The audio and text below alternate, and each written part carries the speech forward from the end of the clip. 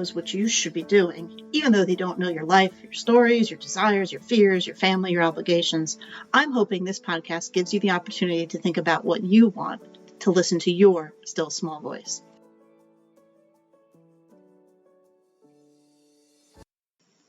Welcome back. When this episode comes out, it is going to be the Sunday after the official Memorial Day holiday in the United States. And unusually this year, this weekend is going to feel more like Memorial Day than probably last weekend for many reasons. One, if I'm currently recording this on Memorial Day weekend, it's kind of cold and kind of miserable, and definitely not a summer holiday weekend by any stretch of the imagination when one thinks about the typical summer activities and ideas. But at the same time, it came very, very, very early this year. I have talked to multiple people who, when I reminded them that it was Memorial Day this weekend, went, "It's early." And my response was, "It's on the calendar." Like, I don't, it's funny when people come back at me, but like, it's early. And I'm like, and the calendar is the calendar. I don't know why a lot of people come back at me like it's my fault that I told them. That's a challenge, though, I have in many things, not just the calendar.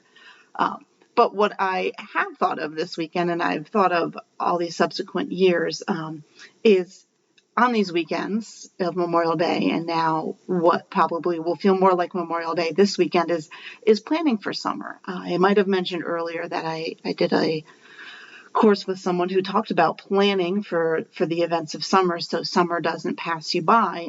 And while I found that helpful, I did find some challenges in that. I always find challenges in everything, it seems. And what I have noticed is that summer never really, to me, feels like its own season. I mean, it's the typical season that you see marketed of like being away from cities and being in mountains, or being near pools or oceans, or, whatever the typical quote unquote summer vacation sort of thing is. But I've always found that spring and summer seem to run into each other quite a bit. And depending on the weather where you are, it can almost sometimes seems like summer comes before spring. As right now, this weekend is feeling very spring and rainy, whereas we had 90-degree days in the middle of April. So it can be a challenge for weather as well. And I also think it can be a challenge for social and just being out and about and being extroverted. I find a lot of things happen in the spring. There's that run of graduations and celebrations and sometimes weddings and all these sorts of things that get people together at the end of the school year, or at the end of the official quote unquote, I guess it is, school year. We seem to run on a school year even when we're not in school, even when we're in our mid-40s. And then all of a sudden it's kind of like the calendar may stop, and then you don't know what is happening, or you need that break. I need that break desperately to kind of calm down from all of those spring activities. And then all of a sudden I wake up and it's mid-July and there's a summer. And I kind of forgot about it, and I don't do what I want to do or need to do. I mean, I do what I need to do, which usually is rest a whole lot. And if you are someone who doesn't enjoy summer activities, doesn't enjoy the heat or kind of all the social aspects, I'm raising my hand over here, summer can be a challenge. It can be something that a lot of people look forward to and assume everybody looks forward to, but maybe you're not a summer person for whatever reason. Maybe the heat takes too much out of you. Maybe all the social takes too much out of you. Maybe it's a season in your life of summer just isn't that great. Maybe this year isn't that great. Maybe something happened to you one summer, or to your family one summer, and your family are not summer people. Therefore, you're not a summer person. I grew up outside in New York City, where all of the people from the city would come to quote unquote summer. So I lived in what was, and I probably is still essentially, I don't know, I haven't been back in a long time, a tourist town. So summer, while it might have been a little cooler, there were still some nights that were abominably hot, and one house had air conditioning and one house did not. It was very different depending on which house I was at, how I was feeling. But when you are living your life in a tourist town, 365 days a year, and tourists arrive, you know how much you need them for survival, these wonderful people who come up and spend their money, but you also know how different your life is during the summer. And that may be a good thing and a bad thing. For those who get to walk away from their daily responsibilities, they get to summer, which I only now in my middle life realize, like, that's why people say they like summer in places. And I never quite understood that until now that I'm older and all these shows are out about those who have the wealth and the time to be able to do this thing. I always you knew that summer was a lot more of a challenge when you were living your life. Where I grew up, you kind of knew that it was going to take forever to get to places because the people who were there were not used to driving on the mountainous roads. You knew that the stores were going to be packed. You knew that you weren't going out to eat or picking up pizza. Or if you were, you knew it was going to take much, much, much, much longer. It almost, for me growing up, summer was kind of the season where you kind of had reserved expectations and kind of knew it was going to be much more challenging. And maybe that is why summer is not my favorite holiday. It's a challenge, plus the heat, plus some other stuff. Plus, again, there's the expectation. It feels like everybody has that expectation that you are ready to just party. And that is not reality. Even if I feel for a lot of people, even if everything was taken care of, some people are just not party people. And maybe it is me growing up when I did and the expectations of media of that teenagers just go out and party and have fun on summer nights. Shocker to you, probably. I was not one of those people. I still wanted to be in bed at 8 reading a book. Preferably in the air conditioning. Only in one house was there air conditioning. But sometimes, sitting with the box fan in the other house with a cold washcloth over my forehead reading a book, I was okay with that too. But I think sometimes we expect, similarly to a lot of society, we expect people to be extroverted, to be all over summer and all over doing the things. And it could be for physical matters, for psychological matters, like it just might not be people's thing. And we are very not okay with that. Even so many years later, I mean, I was lucky to kind of get away with it, and I'm lucky to get away with it now. But I know there's a lot of people who might not be all over summer and who kind of pay a price by those they love and those around them because they are not, quote unquote, summer people. So I always think about, when I look at summer, like, what do I want to do? Usually I want to read a lot. This is no different than any other season, but a different form of reading, usually a little lighter, a little more as if I could be the person who goes out and parties and summers somewhere for a couple of months and just gets away and doesn't have to think about things. But that's not my reality. And I've wondered a lot about, like, how much our summer has been influenced by this idea of, quote unquote, summering that I wasn't even aware of, again, until probably this past year, that all these expectations of summer are coming from a place of having the time and the money and the people and or not the people, or just all of these things that you have to have perfectly in place to, quote unquote, have summer, or to even have a summer vacation. That's something that my family took me on for sure once a year. One house, we'd go one place and the other house would go another place, and it would be the beach or something, and it would have a pool, but it was never an expectation. I never really assumed it would always be there. I mentioned in the last episode that my family definitely were workers, and we would work. My parents would work Memorial Day, would work these quote unquote holidays and days off. So it was never something I thought of. And as I got older, trying to be quote unquote a better person or trying to live life, whatever that looks like, and you feel the pressure, even if you hide from the pressure. I still feel like you feel the pressure to live these lives within whatever capability you have, and I just don't want to. I've tried enough. I did some stuff after I got divorced maybe 10 years ago. Went out dancing, would spend some nights in some concerts here locally, which is I'm grateful for because they are free and it made life a lot easier. But at the same time, that's just not who I am for summer. That's not what I want for summer. And I imagine I am not the only one, but we are bombarded, even if we try not to, with these messages that this is what summer is supposed to look like. Carefree and easy, and it's a lot of work to make easy happen. I think about even just going down. My mother now lives at a place with a pool, which is wonderful, and I'm super grateful. It's a lot of work to go to the pool. For me, it's a lot of, okay, you got to get the bathing suit on, which is not fun. I don't feel comfortable in bathing suits. It doesn't matter. It's just, I don't like how tight they are. I'm not a huge fan of them. I've tried things over the years.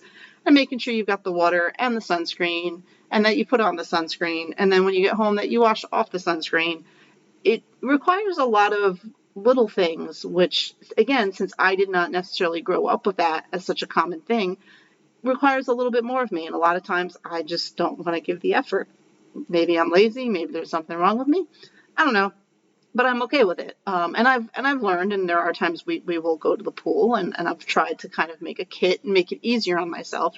But it's still a lot of work to go do that, and to have snacks, or to have water, or to buy it, or to remember to bring it, or then to go get it, and then to change out and to clean all the clothes and make sure that they don't deteriorate so fast because of the chlorine or the ocean or whatever it is, and then hang it up and dry. And I say all this is all super privileged, and it is, and I'm grateful for it. But I think sometimes I forget how much work privilege is, and sometimes we don't see that, because sometimes a lot of people, and some people do and some people don't, have the opportunity just to let that be done. And some of us have to do it for ourselves if we want to do it. And I begrudge nobody. If you're able to do that, like, have at it. But I think we forget, in the society we are fed and the pictures we are given, that all of this requires, this quote unquote freedom of summer vacation requires somebody somewhere to do a heck of a lot of hard work. And sometimes that somebody is paying, you're paying somebody to do that extra work for you at the grocery store, or you're planning a week in advance to make sure you've got the snacks to go do the thing. And I just want to bring that up, of summer's a lot of hard work. It can be a lot of hard work if you're trying to look for an image that maybe you've seen, or something you've done in the past, and you may or may not, it may or may not even be the way you want it to be when you try to do it. I mentioned in a post not too long ago that in summer, there are many days where I want to go home, and I don't know what that home is or what that home looks like. And there are times I'm like, I just want a relaxing summer. I don't know what that looks like. I don't know what an enjoyable summer would look like to me, and I think of things that I would want to do, like go take a road trip, or like go see something. I'm like, that requires time in the car, that requires planning. And sometimes I just don't have the energy to do that. A lot of times I don't have the energy to do that. And I imagine, and I do this is why I talk to this microphone, and hope that I'm probably not alone, that a lot of these traditions and a lot of these ideas we have of what life should be are coming from a place that is, and people who are in a totally different phase of life, in a different situation in life, have been born into a different world than we have. But it has somehow trickled down that this is what everybody should have or should do. And you know what? If I could, I probably would, but that's not my capability. And I imagine I am not the only person who is feeling that way on a regular basis. I think I've said that multiple times throughout this episode, but I really, really, truly believe that.